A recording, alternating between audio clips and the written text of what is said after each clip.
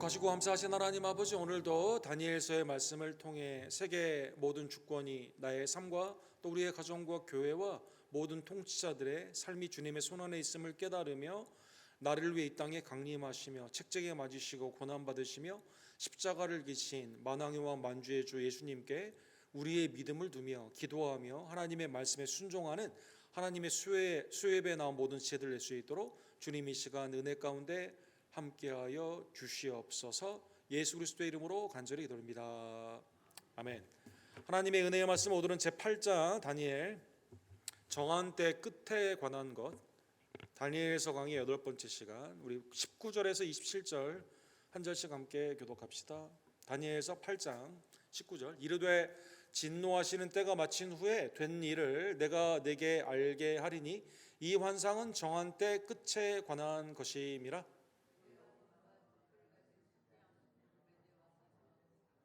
털이 많은 수dom소는 곧 헬라 왕이요 그의 두 눈 사이에 있는 큰 뿔은 곧 그 첫째 왕이요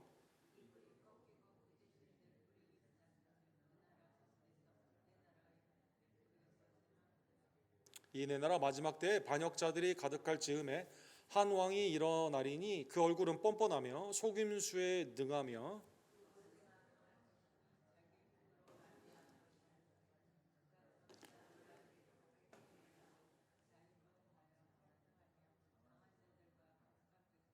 그가 꾀를 베풀어 제 손으로 속임수를 행하고 마음에 스스로 큰 체하며 또 평화로운 때에 많은 무리를 멸하며 또 스스로 서서 만왕의 왕을 대적할 것이나 그가 사람의 손으로 말미암지 아니하고 깨지리라.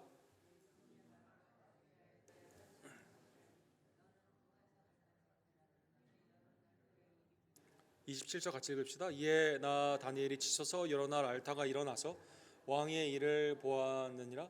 내가 그 환상으로 말미암아 놀랐고 그 뜻을 깨닫는 사람도 없었느니라. 아멘.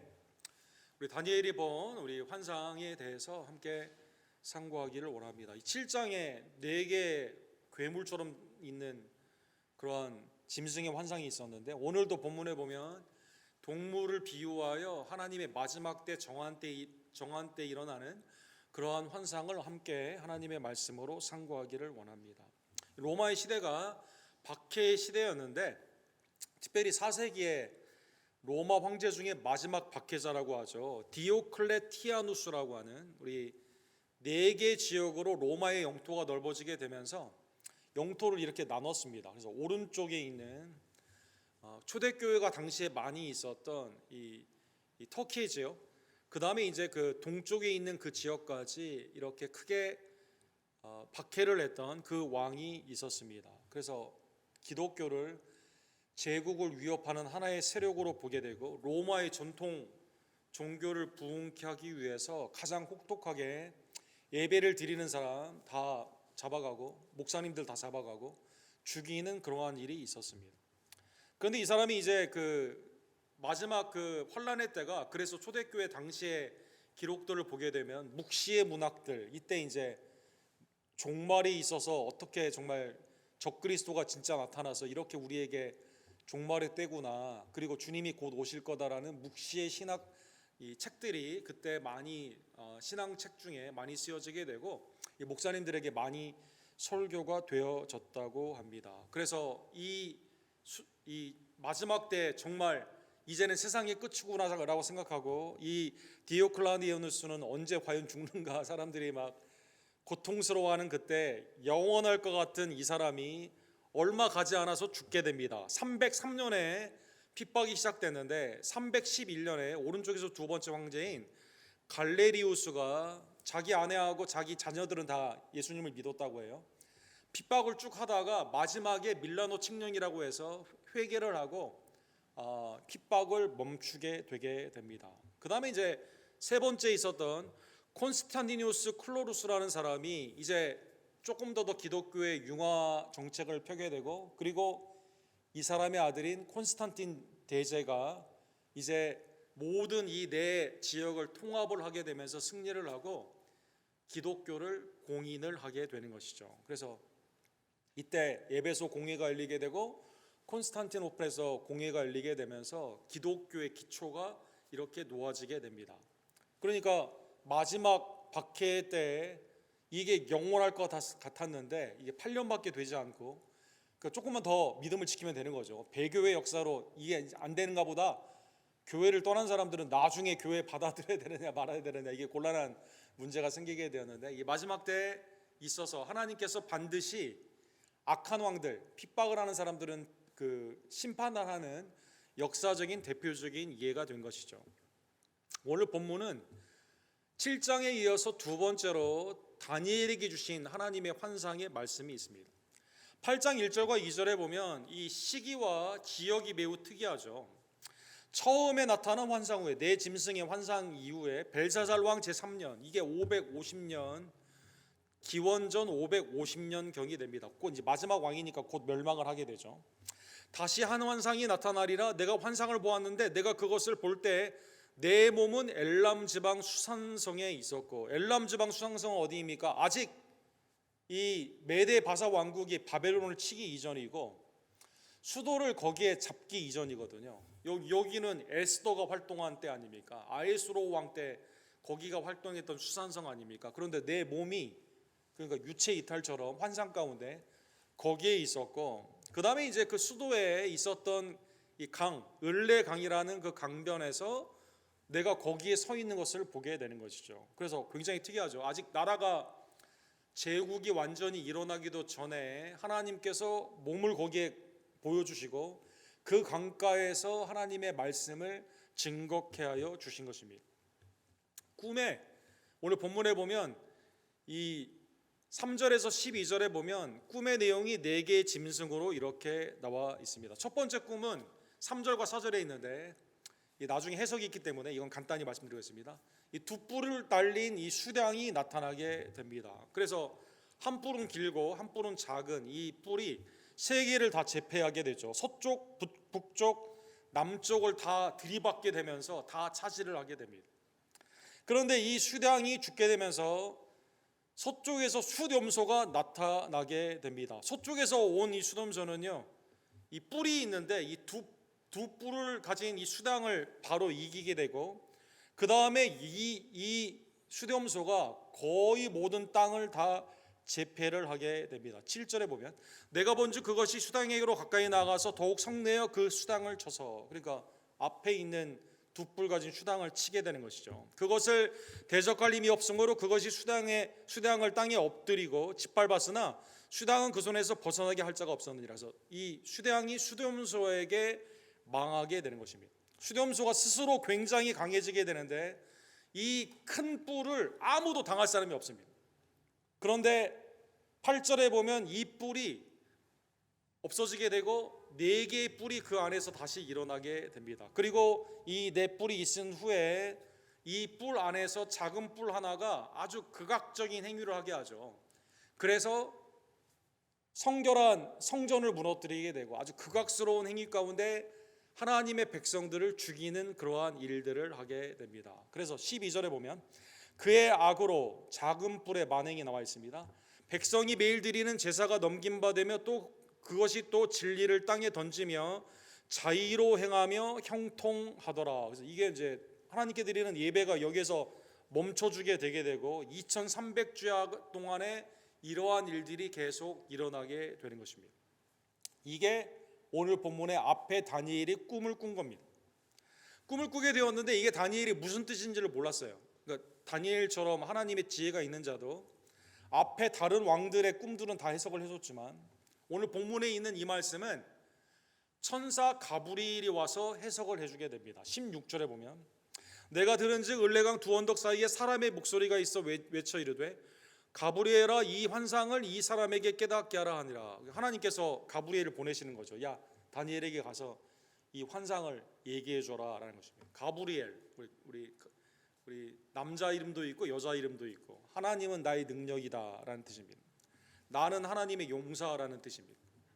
다니엘 9장, 우리 다음 주에 보는 9장에 보면 71에 70 곱하기 7에 대한 예언의 말씀을 이렇게 하게 되죠. 그 다음에 누가복음 1장에 보면 세례 요한의 수태예고와 그 다음에 예수 그리스도의 수태예고를 누가 와서 알려주게 됩니까? 천사 가브리엘이 와서 알려주게 됩니다. 그래서 이 미가엘 천사와 비슷하게 가브리엘이 성경에 언급이 굉장히 많이 나와 있는데, 특별히 가브리엘은 구속사 가운데 중요한 일이 있을 때 하나님의 은혜 안에서 이제 그 말씀을 증거하여 주시게 되는 것이죠. 그러면 이 내 짐승의 환상의 그 말씀은 무슨 의미일까요? 일단 17절과 19절에 보면 두 번이나 가브리엘 천사를 통해서 하나님이 말씀하시죠. 이거는 마지막 때, 정한 때의 끝이다, 이렇게 말씀해 주시게 됩니다.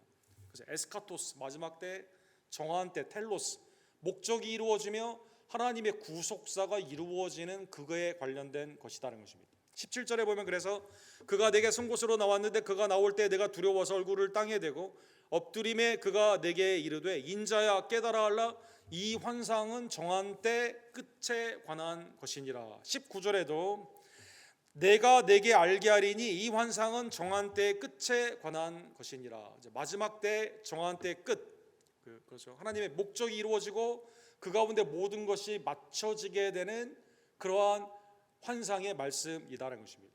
성경에 보면 마지막 때라는 말이 많이 쓰여져 있죠. 말일이라고도 성경에 되어 있고 마지막으로도 되어 있고 끝날이라는 말도 이렇게 쓰여져 있죠. 대표적인 말씀이 예레미야 23장 20절에 나와 있습니다. 여호와의 노가 쉬지 아니하고 그 뜻을 행하며 그의 마음에 생각하는 것을 이룰 것이라. 다 맞춰지는 것을 의미하죠. 너희가 마지막 날에 그것을 완전히 깨달으리라. 마지막 때 그것은 하나님의 구원, 심판, 구속사 가운데 하나님의 목적이 이루어지는 때며 마지막이 다 맞춰지는 그러한 때이다라는 것입니다. 그러면 내 짐승이 나왔으니까 끝은 뭡니까? 끝은 작은 뿔에서 끝나게 되겠죠. 그러면 거기가 이제 마지막 때에 일어나는 일이 되겠죠. 첫 번째, 아까 우리가 봤던 두 뿔 수대왕이 오늘 본문에 나와 있습니다. 3절과 4절에 나와 있죠. 20절에 보면 내가 본 바 두 뿔 가진 수당은 곧 메대와 바사와 왕들이요. 하나님이 가브리엘을 통해서 다니엘에게 A는 B다 이렇게 알려준 겁니다. 두 뿔 가진 수당은 곧 메세와 바다와 왕이라. 그러면 이 두 뿔 가진 수당은 다른 나라라고 말하는 사람은 거짓 선지자입니다, 여러분. 거짓 선지자입니다, 여러분. 이게 다르게 해석하는 사람 오늘날 여러분 하여간 마지막 때에 우리가 살고 있지 않습니까? 이게 다 메대와 바사인데 다른 나라라고 말하는 거 이거 이단입니다, 이단. 메대와 바사의 연합제국, 그죠? 길게 나중에 난 뿔이다 이렇게 나와 있죠. 3절에 보면. 그러니까 이 메대로 시작했다가 이 바사 왕국 가운데 고레스를 시작한 나중에 이 연합으로 되어 있는데 이게 바사 왕국이 페르시아가 더 강한 나라가 되는 것이죠. 서쪽과 북쪽과 남쪽으로 확장을 하게 됩니다. 동쪽에서 일어나서 헬라를 먹죠. 그 다음에 북쪽으로 캐스피해까지 먹게 되죠. 남쪽으로는 유다, 애굽까지 다 먹게 됩니다. 539년에 그래서 바벨론을 멸망을 시킵니다. 그리고 고레스 칙령 가운데 이스라엘 백성들이 하나님의 은혜로 고토로 돌아오게 되는 놀라운 축복을 예레미야 70년의 그 예언의 말씀이 이루어지게 되며 하나님의 은혜 안에서 돌아오게 되게 되는 것이죠. 그래서 오늘 본문에 나오는 첫 번째 마지막 된 건데, 다니엘의 입장에서는 바벨론이 망하고 그 다음이 누구냐? 두 뿔 수당 가운데 있는 메대와 바사이다라는 것입니다. 그 다음 21절과 22절에 보면 털 많은 수렴소, 엄청난 이 숫양을 다 죽이고 그 가운데 완전히 차지한 그 나라를 의미하게 되는 거죠. 털 많은 수렴소는 곧 뭡니까? 헬라 왕이다 이렇게 나와 있습니다. 그러면 이거를 다르게 다른 막 도표를 그리면서 막 다른 나라로 말하는 건 이단이에요. 하나님이 이렇게 A는 B다 직접적으로 해석을 해주고 있는데 다른 해석에 여러분 귀 기울이면 안 됩니다, 여러분. 목사님 염려 마세요. 목사님이라 걱정하세요. 오케이. 아주 마지막 때 아주 불안해서 하는 겁니다. 헬라 왕입니다. 헬라 왕. 그의 두 눈 사이에 큰 뿔은 곧 그 첫째 왕이요. 이 첫째 왕이 대단한 왕이죠. 이 큰 뿔은 누구일까요? 알렉산더죠. 그렇죠. 페르시아를 멸망할 뿐만 아니라 인도까지 제패했던 엄청난 30대 세계를 이루어 가지고 더 이상 정복할 땅이 없다고 본인 스스로 착각을 했던 그러한 왕이 되게 됩니다. 그런데 이 뿔이 갑자기 죽게 됩니다. 동방의 원정을 제패하고 334년에 제패를 했는데 32세에 갑자기 급사를 하게 되죠. 그래서 이 첫 번째 왕은 큰 뿔은 엄청난 뛰어난 왕이었지만 이게 망하게 된다는 것입니다. 그 대신에 네 뿔이 일어나게 됩니다. 네 뿔이 왜 일어나게 됩니까? 워낙 용토가 넓기 때문에 그 다음에 온전한 후계자가 없어가지고 서로 이렇게 나누어지게 되는 것이죠. 그러면 네 개로 네 나라가 일어나되 그의 권세만 못하리라. 저 땅덩어리가 네 개로 나누어져 있기 때문에 그것만 못하다는 것입니다. 카산더, 리스마쿠스, 셀레우쿠스, 프톨로미, 이렇게 네 나라로 네 지역으로 왕조가 나누어지게 되는 것이죠. 이 보면 이 지도로 이렇게 되어 있습니다. 그러니까 남유다가 어디에 껴 있어요? 이 프톨레마오스라고 하는 프텔로미라고 하는 이 애굽 쪽에 있는 그 왕조와 셀레우쿠스 이 사이에 유대가 있기 때문에 이 사이에서 그냥 전쟁이 남유다가 불안함 가운데 계속 전쟁을 하게 되는 것이죠. 그래서 이 프톨레마오스가 이게 이 왕조가 다스리게 되었을 때는 조금 더 유화적이었습니다. 그래서 이때 여러분 잘 아시는 것처럼 셉투이존이라고 하죠. 이게 헬라 말이 워낙 세기 때문에 히브리 말을 모르는 2세와 3세와 4세들이 나오기 때문에 히브리 말을 헬라 말로 이제 써야겠다 성경을. 그래서 70명의 전승에 의하면 이 랍비들이 모여가지고 70명이 다 각자 흩어져 가지고 이 그 모자릭 텍스트라고 그래가지고 히브리 텍스트를 한 권씩 다 줬어요. 카피본을 하나씩 줬습니다. 그걸 가지고 와가지고 번역을 했는데 70명이 다른 지역에 가서 번역을 했다가 다 모여져가지고 이걸 확인을 했는데 이게 다 똑같았다고 합니다. 그래서 구약인데 히브리 말로 되어 있지 않고 셉투이전 70인 역으로 되어 있는 그때가 이 프톨레마우스라는 이 왕조가 있었을 이때 바로 이루어지게 되는 것이죠. 그리고 이미 유대 회당 같은 것을 많이 아주 자유롭게 짓도록 많이 줬기 때문에 이때 회당들이 굉장히 많이 생기게 되게 됩니다. 그런데 문제는 이 프톨레미 5세가 이 오른쪽에 있는 셀레우쿠스라는 이 왕조에게 남유다를 전쟁 가운데 져가지고 넘겨주게 되게 되는 것이죠. 그래서 셀레우쿠스라는 이 왕조는 남유다를 핍박을 하기 시작하게 됩니다. 그래서 오늘 본문에 나오는 세 번째 극악의 작은 뿔이 이 안티오쿠스 4세, 이 셀레우쿠스라는 이 왕조에 있는 그 사람을 의미하게 되는 것이죠. 23절과 24절에 보면 한 왕이 일어나느니 그 얼굴은 뻔뻔하며 속임수가 능하며 그 권세가 강할 것이나 자기 힘으로 말미암는 것이 아니며 그가 장차 놀랍게 파괴의 행위를 하고 자의로 행하며 형통하며 강한 자들과 거룩한 백성을 멸하리라. 그래서 이 안티오쿠스 4세라는 사람은 자기가 신이라고 생각했습니다. 그래서 에피파네, 헬라말로 에피파네스, 우리가 주님이 이 땅에 공생애를 시작한 때를 에피판이라고 하죠. 주현절이라고 하죠. 그래서 자기가 신의 현현이라고 말을 했습니다. 그래서 성전에 어떻게 했냐면 성전에 예배를 드리지 못하도록 성전에 돼지 피를 뿌리게 됩니다. 그 다음에 남자들 태어났을 때 할례를 하지 못하도록 법을 바꾸게 됩니다. 그래서 어린아이들 벗겨가지고 할례가 돼 있으면 아이들을 죽이는 그러한 일을 하게 되는 거죠. 유대인을 학살을 하게 됩니다. 그 다음에 율법을 금지를 하게 됩니다. 그래서 셀루쿠스 왕조의 이 박해가 BC 200년부터 142년까지 약 60년 동안이나 계속되게 되는 것이죠. 그래서 오늘 본문에 보면 마지막 이 에피파네가 성전을 모독했던 그 기간이 오늘 본문에 예표로 나와 있습니다. 14절에 보면 그가 내게 이르되 이게 언제까지 성전이 이렇게 더러워집니까? 돼지피가 있고 부정한 피, 그 다음에 할례 언약을 지키지 못하고 예배를 드리지 못하고 성전에 제우스가 일어나게 되고 온갖 이방 사람들이 성전을 더럽히는 이 기간이 얼마입니까? 라고 물어보게 되니까 가브리엘 전사가 이렇게 말합니다.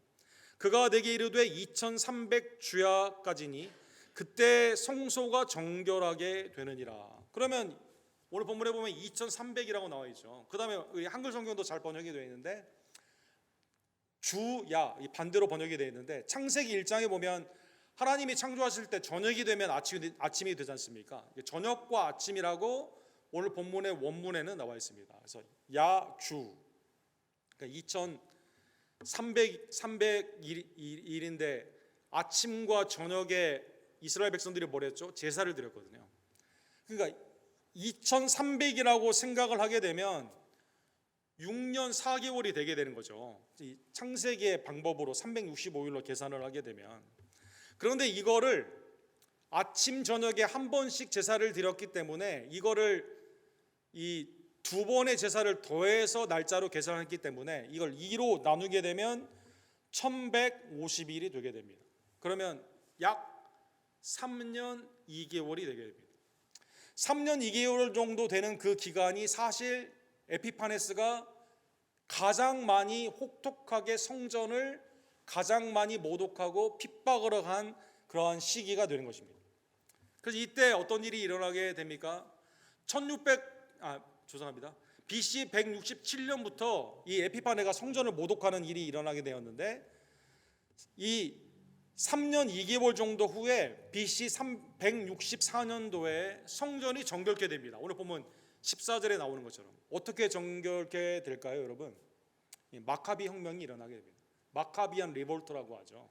마카비 혁명이 164년에 일어나게 되는 것이죠. 마카비 형제들이 가서 이 에피파네 이가 더러워진 성전 가운데 있는 이 셀레우쿠스 이 병사들을 다 물리치고 성전을 회복을 하게 됩니다. 성전에 갔는데 성전에 기름이 별로 없었어요.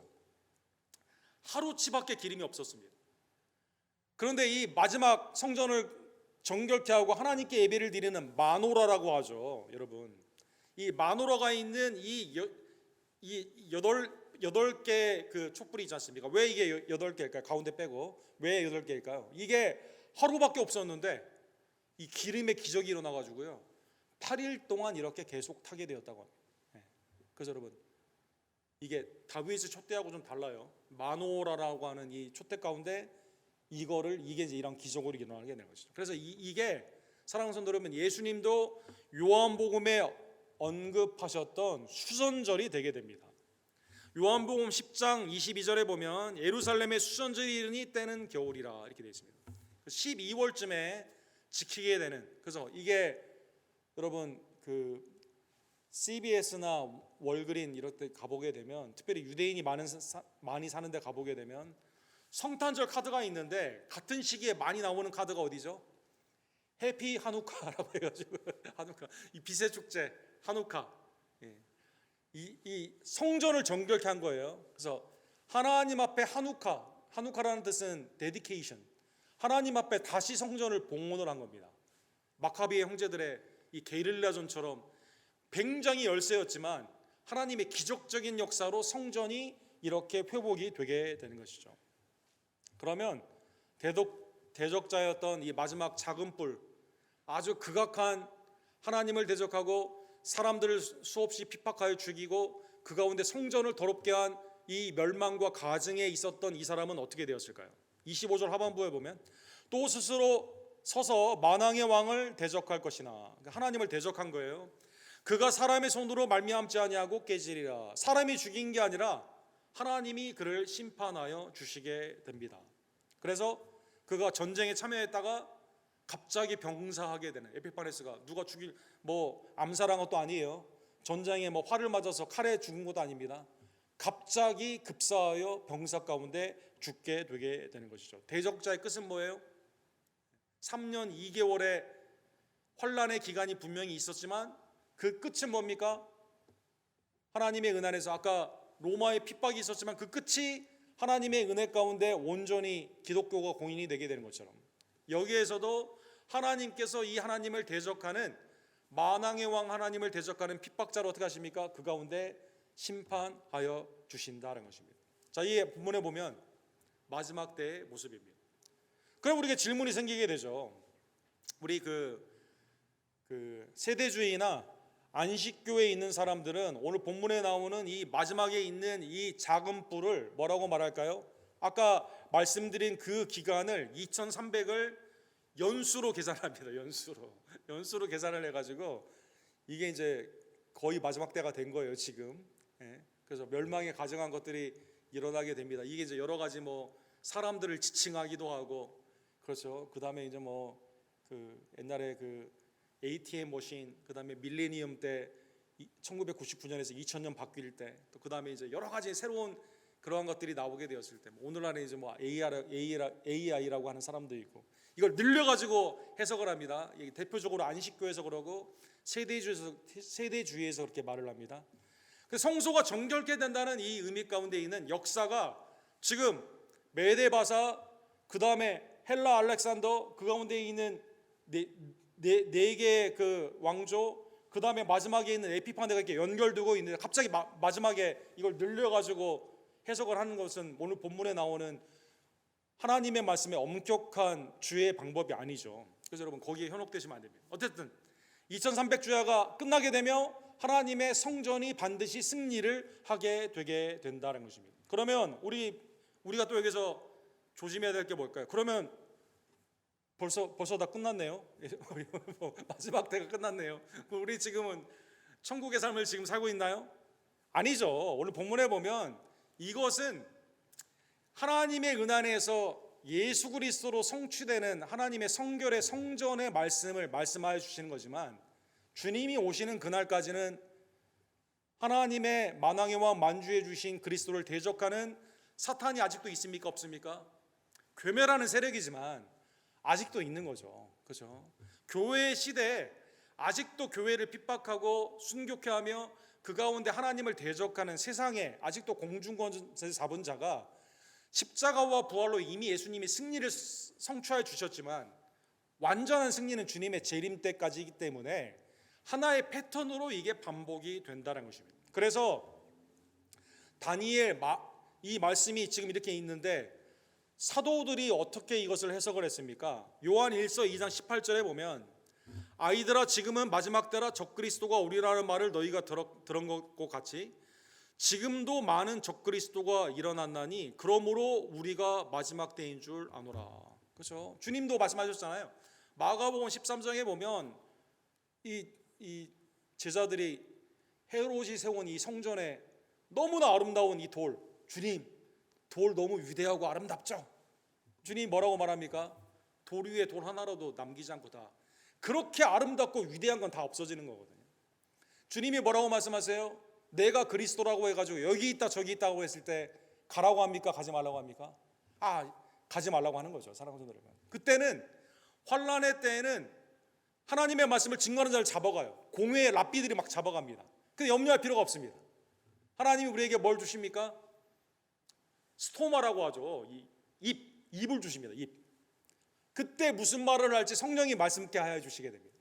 사랑하는 여러분, 하나님의 은혜에서 성령의 지혜 가운데 담대한 믿음으로 나아가기 때문에 너희는 염려할 필요가 없는 거죠. 기도 가운데 깨어 있으면 되게 되는 것이죠. 사랑하는 여러분, 그렇죠? 여러분과 제가 마지막 때 무슨 성령이 내게 주시는 말씀을 증거합니까? 변명하라고 하는 게 아니라 주님이 십자가를 통해 우리의 죄를 용서하시는 그 말씀을 증거하게 되는 거죠. 그래서 오늘 본문에 보면 적그리스도가 지금도 있다라는 것이죠. 다니엘 때 이때 말씀처럼 그 에피파네를 통해서 끝난 거 아닙니까? 이게 아니라 이런 패턴으로 계속 적그리스도가 일어난다는 것입니다. 적그리스도의 패턴은 뭡니까? 오늘 본문에 너무나 잘 나와 있죠. 스스로 잘난 체를 하는 겁니다. 높이게 되는 교만입니다. 교회, 예수님을 믿는 자들을 핍박을 합니다. 그 다음에 대표적으로 만왕의 만주의 주인 하나님을 대적하게 되는 것이죠.